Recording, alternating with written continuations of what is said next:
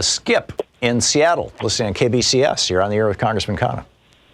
Good morning, Congressman. And Tom, a long-time listener. I want to offer another take on this al-Baghdadi assassination. We take great pride in having a high-road system of justice in this country. We thump on our chests about the right to confront our accusers, the right to vigorous defense, and a whole host of things that we think we're great about. And yet we tolerate vigilante justice through surrogates by our president. What's the difference between Trump and the guy he brags about taking out by somebody's hands other than his own? Who's the real criminal?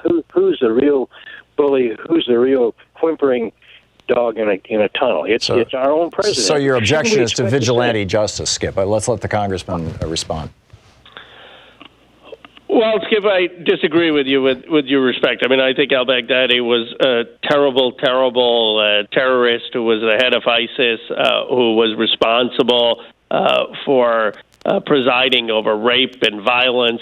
And there's no way that in foreign policy that you can afford terrorists the same kind of due process protections as you do within the United States. So I have no problem with the force, with the order to kill him, and I salute our troops for doing that.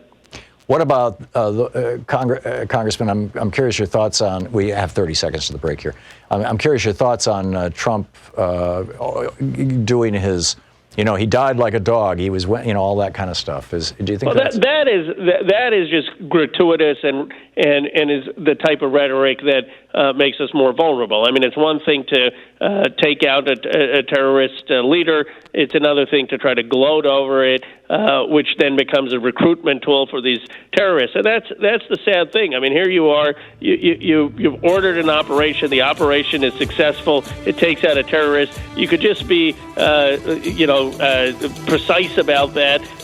Instead, you're talking about Americans, troops taking over oil fields. You're talking about how this person died with a dog. I mean, even when there is something successful on his watch, he can't help but make a mockery of it.